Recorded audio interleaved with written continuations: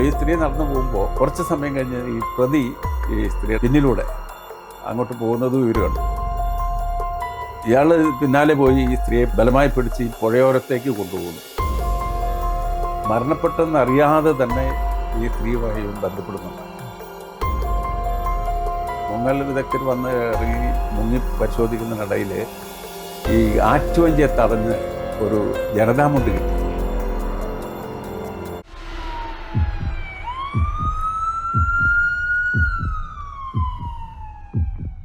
Kannur vision charge ഷീറ്റിലേക്ക് പ്രിയ പ്രേക്ഷകരെ നിങ്ങൾക്ക് സ്നേഹപൂർവ്വം സ്വാഗതം.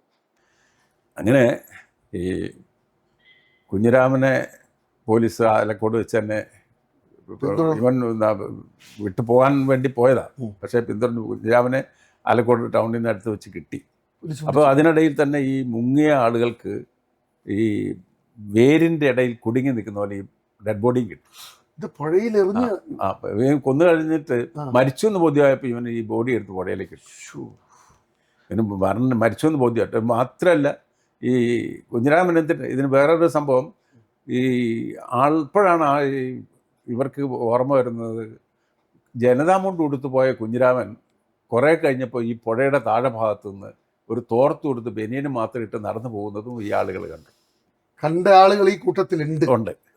അപ്പോൾ അങ്ങോട്ട് ഈ സ്ത്രീയുടെ പുറകെ പോകുമ്പം കുഞ്ഞിരാമൻ ജനതാമുണ്ട് ഉടുത്തിട്ടുണ്ടായിരുന്നു. പക്ഷേ തിരിച്ച് സന്ധ്യയോടുകൂടി കുഞ്ഞിരാമൻ ഇങ്ങോട്ട് വരുമ്പോൾ, പുഴയിൽ നിന്ന് കയറി വരുമ്പോൾ കുഞ്ഞിരാമൻ്റെ ഒരു തോർത്തുമുണ്ടും ബനിയനും മാത്രമേ ഉള്ളൂ ധരിച്ചിരുന്നു. അപ്പോൾ പോയിക്കൊടുക്കുന്നു. അപ്പോൾ ഈ മുണ്ട് കുഞ്ഞിരാമൻ്റെ തന്നെയാണെന്ന് ആളുകൾക്ക് ബോധ്യം വന്നു.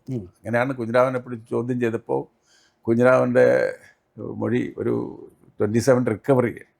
ഇവൻ്റെ ഈ കളവ് കൊണ്ട് ഇതിനടക്കി. അത് ഈ പെണ്ണുങ്ങൾ കഴുത്തിലുണ്ടായിരുന്ന ഒരു ചെറിയ മാലയും കാലിലെ ചെറിയ കമ്മലും ഇവൻ ഊരിയെടുത്തു. മാലയും ഊരിയെടുത്തു, കമ്മലും ഊരിയെടുത്തു. ഈ മാലയും കമ്മലും ഇവൻ്റെ വീട്ടിൽ ഒരു തീപ്പെട്ടിക്കുള്ളിൽ ഒളിച്ച് വെച്ചിട്ടുണ്ടായിരുന്നു. തീപ്പെട്ടിക്കൂട്ടിൽ ഒളിച്ചിട്ട് എവിടെയാ വെച്ചത്? അത് വീട്ടിലൊരു അലമാരയിൽ തീപ്പെട്ടിയിലാക്കിയത് അത് വെച്ചിട്ടുണ്ടായിരുന്നു. പോലീസ് ഇവനെ കൊണ്ടുപോയി വീട്ടിൽ കൊണ്ടുപോയി പരിശോധന നടത്തി ഈ തീപ്പെട്ടി എടുത്തു, ഇതെടുത്തു. അപ്പോൾ അങ്ങനെ റിക്കവറി ഉണ്ട് പോലീസിന്. ഇപ്പോൾ എന്തെല്ലാം കാര്യം നടന്നു ഇതിനകത്ത്? ബലാത്സംഗമുണ്ട്, കൊലപാതകമുണ്ട്, മോഷണമുണ്ട്, മൂന്നുണ്ട്. അപ്പോൾ ഇവരെ കൊന്നിട്ട് നേരെ പുഴയിൽ മരിച്ചു എന്ന് തോന്നി മനസ്സിലായപ്പോൾ ഇവൻ്റെ അടുത്ത് പുഴയിലേക്ക് ഇടുകയാണ് ചെയ്തത്. എന്നിട്ട് ഇവൻ പുഴയിൽ ചാടി, പുഴയിലൂടെ നീന്തി ഇവൻ താഴത്തെ കടലിൽ വന്നിട്ട് കയറി പോകുന്നതാണ്. അപ്പോൾ ഈ പുഴയിൽ ചാടുന്നതിനിടയിൽ ഇവൻ്റെ മുണ്ട് നല്ല ഒഴുക്കുണ്ട് പുഴയിൽ. അപ്പോൾ പോലീസ് ഈ മുങ്ങൽ വിദഗ്ധന്മാർ, മുങ്ങാനുള്ള ആളുകളൊക്കെ വന്നപ്പോൾ ആദ്യത്തെ ദിവസം ഇവർക്ക് മുങ്ങിയെടുക്കാൻ പറ്റാത്ത ആ പുഴയിൽ തലേദിവസം വലിയ മഴ പെയ്തു, വലിയ വെള്ളം പുഴയിലുണ്ടായിരുന്നു. ആ സമയത്തും വെള്ളമുണ്ട്. പക്ഷേ എന്നിട്ടും ഈ ലുങ്കി, ഈ ജനതാമുണ്ട് എവിടെയുണ്ട്, ഇവിടെ തടഞ്ഞു പുഴ ഒഴുകിപ്പോയില്ല.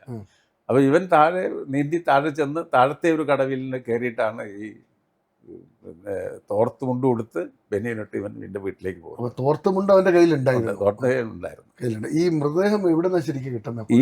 ഈ സംഭവ സ്ഥലത്ത് തന്നെ ഈ മരത്തിൻ്റെ വേരിനിടയിൽ കുടുങ്ങി കിടന്ന വിലയാണ് മൃതദേഹം കിട്ടുന്നത്. ഒഴുകിപ്പോയിരുന്നെങ്കിൽ ചിലപ്പോൾ തെളിവുകൾ കണ്ടെത്താൻ കഴിയുമായിരുന്നു. അതെ, ഈ ഇങ്ങനെ പുഴയിൽ താഴെ ഉടന്നാൽ കിട്ടിയാൽ മുങ്ങി മരിച്ചു എന്നൊക്കെ ചിലപ്പോൾ ധരിച്ചത് വരാം.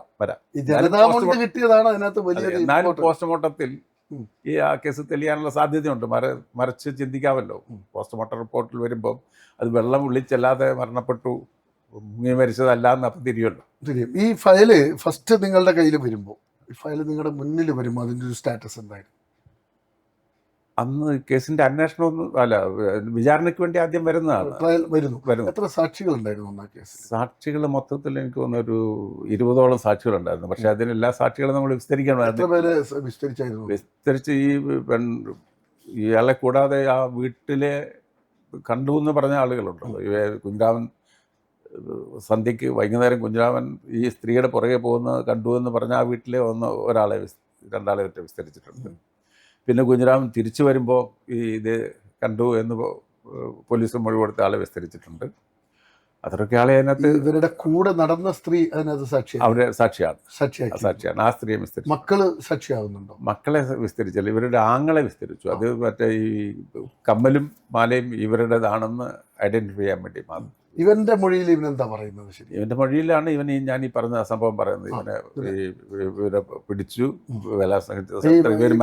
ആ രംഗത്തെ കുറിച്ച് എങ്ങനെയാ പറയുന്നത്? അവര് എതിർപ്പ് ഏത് രീതിയിലുള്ള എതിർപ്പ്? ഇവനെ ഈ പിന്നാലെ പോയി ഈ സ്ത്രീയെ പിടിച്ചു വന്നു, പിടിച്ചപ്പോൾ കുതിര മാറാൻ ശ്രമിച്ചു, ബലമായി പിടിച്ച് ഈ നിരന്ന സ്ഥലത്തേക്ക് കൊണ്ടുപോയിരുന്നു. അപ്പൊ ഇവൻ എപ്പോഴാണ് ഇത് പ്ലാൻ ചെയ്തതെന്ന് വല്ലതും പറയുന്നുണ്ട്? ഇവൻ കുറെ കാലമായി ഈ സ്ത്രീയെ ഒന്ന് നോട്ടമിട്ടിരിക്കുന്നതാണ്. എന്തുകൊണ്ട് എന്ന് പറയുന്നുണ്ട്? ഇവൻ പ്രത്യേകിച്ചൊന്നുമില്ല, ഇവനൊരു താല്പര്യം. ഇതിനു മുമ്പ് അറ്റംപ്റ്റ് നടത്തിയതായിട്ട് പറയുന്നുണ്ടോ? ഇവരിൽ അറ്റംപ്റ്റ് നടത്താൻ പറയുന്നില്ല. പക്ഷെ ഇവരെ ഇഷ്ടക്കാലത്തിൽ ഇവർ തനിച്ചേ പോകുന്നുള്ളൂ എന്നും ഇവരുടെ വീട്ടിലാരും ഇല്ല എന്നും ഭർത്താവ് മരിച്ചു പോയതാന്നൊക്കെ ഇവനെ അറിയാമല്ലോ. എത്ര ദൂരമുണ്ട് ഇവര് തമ്മിലുള്ള വീട് തമ്മിൽ എത്ര ദൂരമുണ്ട് കൃത്യമായി എനിക്കറിയില്ല. സംഭവസ്ഥലം ഇവന്റെ വീട്ടിൽ പോയിട്ടില്ല, ഈ സ്ത്രീയുടെ വീട് ഞാൻ പോയി. എന്തൊക്കെയാണ് അവിടുന്ന് നിങ്ങളുടെ ശ്രദ്ധയിൽപ്പെട്ട കാര്യങ്ങൾ? അവിടെ പ്രത്യേകിച്ച് 2 പെൺകുട്ടികൾ മാത്രമേ അവർക്കുള്ളൂ. അവര് പഠിച്ചുകൊണ്ടിരിക്കുന്ന കുട്ടികളാണ് ആ കാലത്ത്. എനിക്ക് തോന്നുന്നു അവര് ജോലി മറ്റ് സ്കൂൾ. ഭർത്താവ് എങ്ങനെയാ മരിച്ചെന്നല്ലോ? ഭർത്താവ് കുറെ കാലം രോഗം വന്നു, രോഗബാധിതനായിട്ട്. 2 കുട്ടികളെ ഉണ്ട്. ഇഷ്ടകാലത്തിലെ ജോലി കൊണ്ടാണ് അവർ ജീവിക്കുന്നത്. ഇവരുടെ അടുത്ത് ഇവരുടെ ആംഗളമാരൊക്കെ കുറച്ചടുത്ത് താമസിക്കുന്ന ആളുകളുണ്ട്. ഈ വീടിന്റെ കൂടെ ഉണ്ടായിരുന്ന സ്ത്രീ പറയുന്ന ആ സ്ത്രീയോട് ഇവള് തന്നെയാണോ അവനെ ഈ സ്ത്രീ തന്നെ പറയുന്നത് അവനോട്?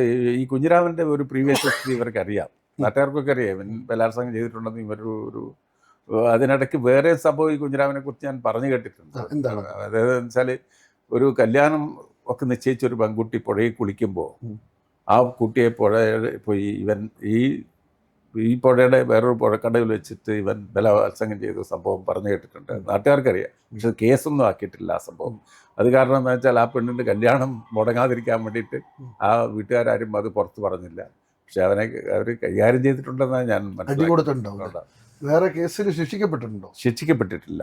ഈ കേസിന് ശേഷം ആണ് എനിക്ക് തോന്നുന്നത് മറ്റൊരു ബലാത്സംഗ കേസിലും പ്രതിയായ കേസ് അതിന് ശേഷം വിചാരണ നടത്തിയോന്നതിനെ കുറിച്ചും എനിക്കറിയത്തില്ല. പിന്നെ നമ്മൾ ആ കാര്യം സംഭവം നടന്നതായിട്ട് ശ്രദ്ധയിലുണ്ട്. ഉണ്ട്. അത് ഈ ആളുകൾ പറഞ്ഞിട്ട് മനസ്സിലായി. ഇവൻ്റെയോടൊപ്പം സാക്ഷികളായിരുന്ന ഈ കേസിൽ സാക്ഷികളായിരുന്ന ആളുകൾ പറഞ്ഞറിഞ്ഞതാണ്. ആലക്കോട് പോലീസ് സ്റ്റേഷനിലല്ല ആ സംഭവം. ഈ രണ്ടാമത്തെ കേസ്, ആദ്യത്തെ കേസ് ഇത്. രണ്ടാമത്തെ ഈ കൊലപാതകത്തിന് മുമ്പ് ബലാത്സംഗം നടത്തിയെന്ന് പറയുന്ന ഒരു കേസുണ്ടല്ലോ, ആ കേസ് ഈ ദേവകി എന്ന് പറയുന്ന ഈ സ്ത്രീയെ ബലാത്സംഗം ചെയ്യുകയും കൊലപ്പെടുത്തുകയും ചെയ്യുന്നതിന് മുമ്പൊരു സംഭവമാണ്. അതിന്റെ ഫയല് വിളിപ്പിക്കാൻ നമുക്ക് കഴിഞ്ഞില്ല. കാരണം ആ സംഭവത്തെക്കുറിച്ച് ഇവർ പറയുന്നത് ഈ കേസിന്റെ വിചാരണ പൂർത്തിയായതിനു ശേഷം. അന്ന് ആ സമയത്ത് സംഭവത്തെക്കുറിച്ച് എന്താണ്, ആ കേസ് എങ്ങനെയായിരുന്നു അത് പറഞ്ഞു തന്നത്? ഇതും ഈ പിന്നെ സ്ത്രീകളെ ആരോടെ ബലാത്സംഗം ചെയ്ത സംഭവമാണ്. അത് എങ്ങനെയാണെന്ന് ഡീറ്റെയിൽസ് ഒന്നും ഇവർക്കറിയില്ല. മറ്റു കേസിൽ ഇവൻ ഇൻവോൾവ്ഡ് ആണെന്ന് മാത്രമേ ഈ ആളുകൾക്ക് അറിയൂ. ഇതിന്റെ പോസ്റ്റ്മോർട്ടം റിപ്പോർട്ടിൽ പരിക്കുകളുടെ സ്വഭാവം എവിടെയൊക്കെ എങ്ങനെയാണ് പറഞ്ഞിരുന്നു? ഓർമ്മയായിട്ട് ഈ പരിക്കുകൾ അങ്ങനെ ദേഹത്തൊന്നും ഇല്ല. ഈ പരിക്കുകൾ എന്ന് പറഞ്ഞാൽ ശ്വാസം മുട്ടിച്ചു വന്നതാണല്ലോ. മുഖം അത്രയും ഉള്ള ഒരു ചെറിയ സ്ത്രീയാണ് അവർ, വലിയ ആരോഗ്യവതിയൊന്നും അല്ല. അതുകൊണ്ട് ഇവൻ കുറച്ചുകൂടെ ഇവളെക്കാളും താരതമ്യേന ആരോഗ്യമുള്ള ആളാണ്. ഇവൻ എന്താണ് ജോലി?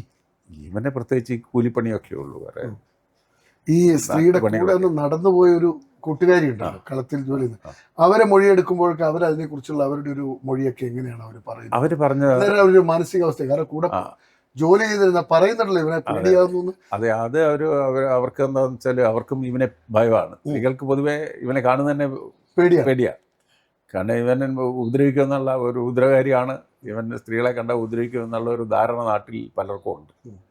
അപ്പോൾ ഈ സ്ത്രീ അന്ന് പറഞ്ഞത് ഇവർ ചായ കഴിക്കുന്ന സമയത്ത് ചായ കഴിക്ക് പറഞ്ഞു ഇവനെ എന്തോ ഈ സ്ത്രീയോട് പറഞ്ഞത് അവർക്കും മനസ്സിലായില്ല.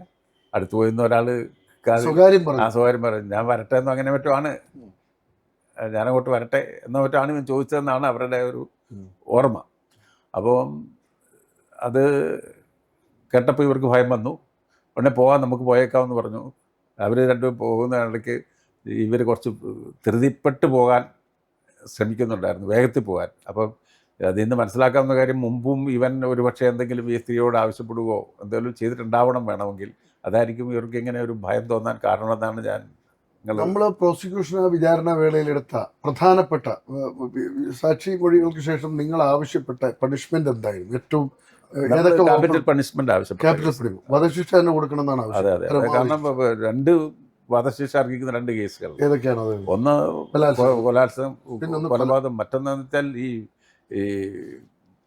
മരണപ്പെട്ട സ്ത്രീയുമായി ശാരീരിക ബന്ധത്തിൽ ഏർപ്പെട്ടു എന്നതാണ് മറ്റൊരു കാര്യം. ഡോക്ടറുടെ മൃതദേഹത്തെ പോകിച്ചു. അത് വലിയ ഒഫൻസാണ്. കാരണം അവരുടെ വാജിനെ കോൺട്രാസ്റ്റ് ചെയ്ത് അങ്ങനെ അത് പോസ്റ്റ്മോർട്ടം റിപ്പോർട്ടിലെ ഇതാണ്.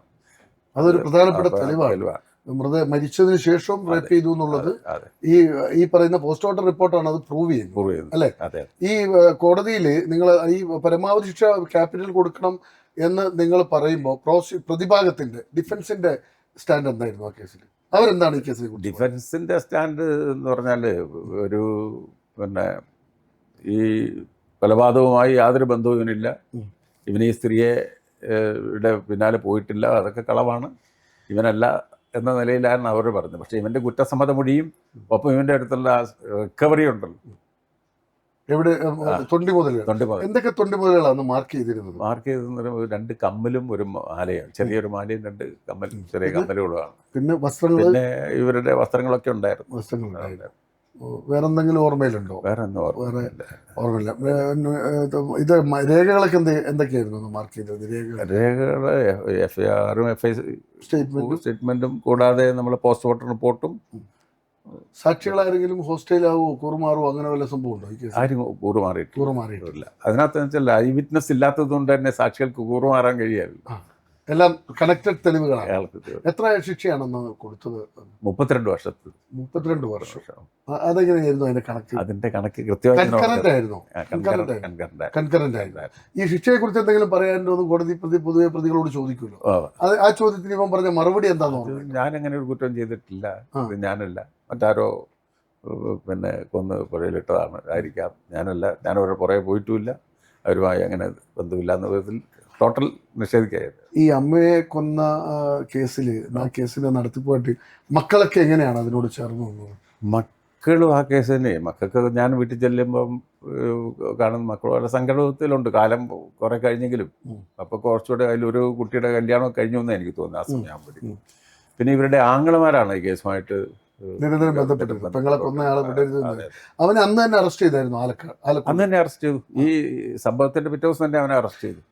ഈ മുങ്ങിയപ്പോ തന്നെ പോലീസ് പിന്തുണച്ചു. ഇവൻ ഈ സംഭവ സ്ഥലത്ത് നിന്ന് ഈ കശുമാന്തോട്ടത്തിലൂടെ നടക്കുമ്പോൾ പറയുന്നുണ്ടല്ലോ, തല മുട്ടാതെ നോക്കണം, അല്ല കാല് തലയെ മുട്ടാതെ നോക്കണമെന്ന് പറയുന്നുണ്ട്. അപ്പൊ നമുക്ക് കശുമാവിൽ തൂങ്ങി എന്നതാണ് അവൻ്റെ ആളുകളുടെ പറഞ്ഞ് പരത്താൻ ശ്രമിച്ചത്. ഇവിടെ തൂങ്ങി മരിച്ചിട്ടുണ്ടാവും, അതുകൊണ്ട് കാല് തലയിൽ മുട്ടാതെ നോക്കണം. ആളുകളെ സംബന്ധിച്ചിടത്തോളം തൂങ്ങി മരിക്കേണ്ട കാര്യങ്ങളൊന്നുമില്ല. എന്നാലും ഇത് കശുമാന്തോട്ടത്തിലുള്ള ആൾ പരന്നു നോക്കി അങ്ങനെ എന്തെങ്കിലും സംഭവിച്ചിട്ടുണ്ടോ എന്ന്. കാരണം തൂങ്ങി മരിക്കേണ്ട സാഹചര്യം ആ സ്ത്രീക്കില്ല.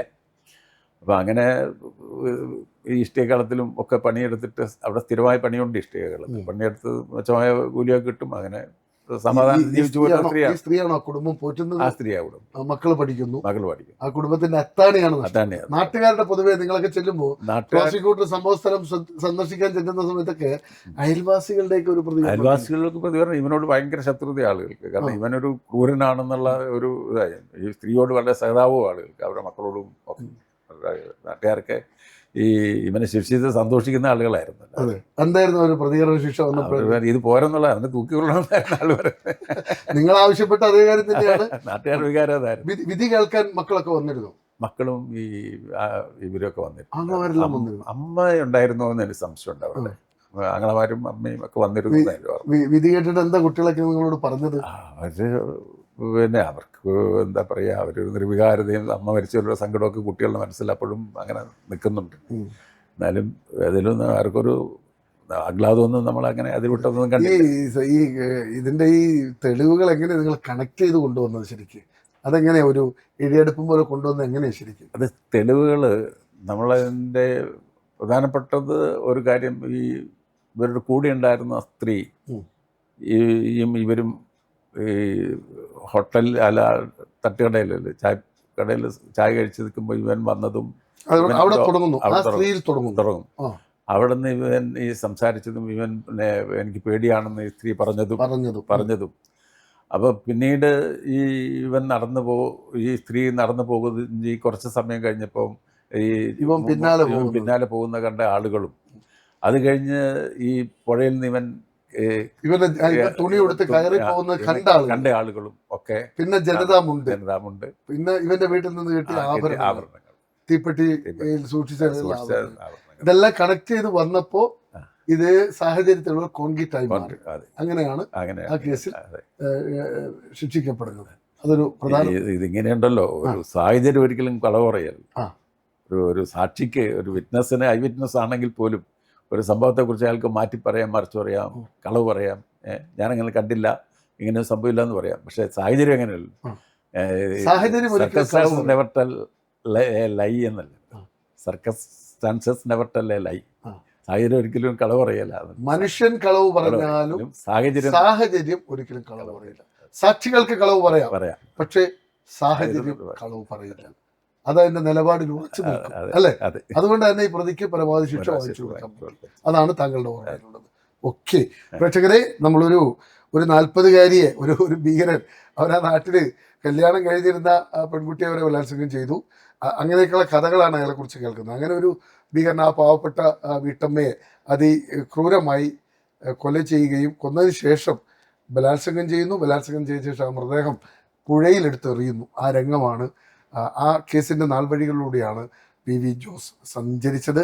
ഇതൊക്കെ നമ്മുടെ ഒരു ഓർമ്മയിലേക്ക്, ഇന്ന് നമുക്ക് ഏത് ഒഫൻസ് നടന്നാലും ഉടൻ ഒരു മൊബൈൽ ഫോൺ ഉണ്ടെങ്കിൽ തെളിവുകളെല്ലാം അതിനകത്തുണ്ടാകും. CCTV ക്യാമറകൾ എല്ലാ നാട്ടിലുമുണ്ട്. അന്ന് ഇതൊന്നുമില്ലാത്ത കാലത്താണ് ഈ കേസ് നമ്മുടെ കേരള പോലീസ് തെളിയിച്ചത്. സാഹചര്യങ്ങളുടെ പിന്നാലെ പോയി അവസാനം ജോസ് വക്കീൽ പറഞ്ഞു നിർത്തിയല്ലോ, നിങ്ങൾക്ക് മനുഷ്യർക്ക് സാക്ഷിക്കൂട്ടിൽ വേണമെങ്കിൽ കാല് മാറാം, കണ്ടത് കണ്ടില്ല എന്ന് പറയാം, പക്ഷേ സാഹചര്യം അവനവൻ്റെ നിലപാടിൽ നിന്നും മാറില്ല. ആ തെളിവുകൾ എപ്പോഴും കോൺക്രീറ്റ് ആയിരിക്കും. അതുകൊണ്ടാണ് ഈ പ്രതിക്ക് പരമാവധി ശിക്ഷ 32 വർഷം വാങ്ങിക്കൊടുക്കാൻ പ്രോസിക്യൂഷൻ സാധിച്ചത്. ഇത് ഒരു പാഠത്തിനായി, ഒരു പരിചയത്തിനായി, ഒരു അറിവിനായി സമർപ്പിക്കുന്നു. നന്ദി, നമസ്കാരം.